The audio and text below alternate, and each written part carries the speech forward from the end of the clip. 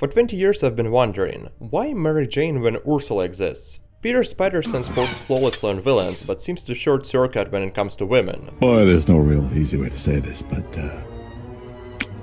look, you're a simp. Let's be honest, most of us weren't big fans of Mary Jane from the start, but what's actually wrong with her? As a kid you might just find her annoying. Now it's clear she's a psychologically damaged woman with unresolved issues stemming from her relationship with her father. It's up to me! You're trash! You're always gonna be trash, just like her! I have to go to school! Which evolved into a pattern of problematic relationships with men. I'm convinced Sam Raimi didn't contrast MJ's emotional outbursts with Ursula's quiet, supportive demeanor by accident. Every scene in a movie serves a purpose. MJ repeatedly chose wealth and security over love, yet Peter couldn't see it. Meanwhile, Ursula had no idea Peter was Spider-Man, and accepted him for who he was. You might say I'm overanalyzing, but why didn't MJ ever date someone like a struggling actor or a broke waiter? Who were her boyfriends besides Peter? First, there's Flash Thompson. The guy is a jerk, yet MJ is drawn to his material wealth. Come take a ride, my new birthday present. Oh my god, it's gorgeous! Clearly prioritizing his possessions over anything else. Even though Flash is a straight-up bully who tries to beat up Peter, MJ overlooks it. Then there is Harry Osborn, wealthy hair, successful businessman. MJ knew Peter liked her, she could read him like a book, yet she still chose to date his best friend. And during Thanksgiving dinner, oh, Norman Osborn, he didn't hold back. Look at her. You think a woman like that sniffing around because she likes your personality? Your mother was beautiful too. They're all beautiful.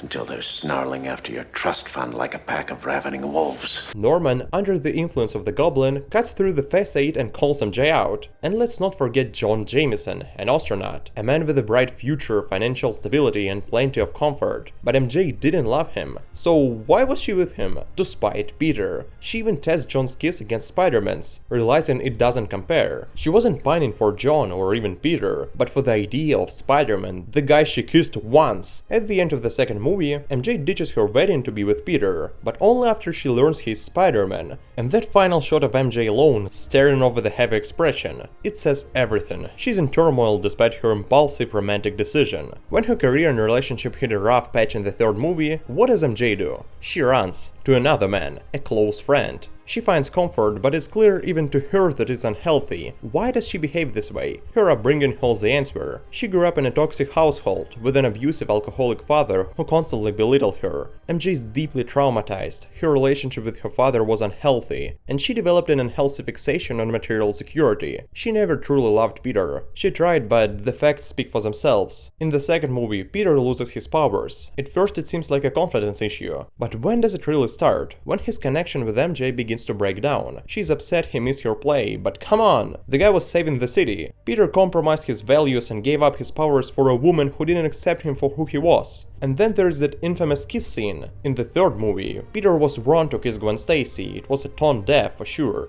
But MJ's reaction, hypocritical. MJ's reflection in the scene is a mirror to her flaws. When you kissed her, who was kissing her? Spider-Man or Peter? Raimi clearly shows us their relationship is toxic and MJ isn't Peter's soulmate. In contrast, Ursula steps into the picture as a breath of fresh air. She's the complete opposite. Peter asks himself, am I not supposed to have what I want? What I need? What am I supposed to do?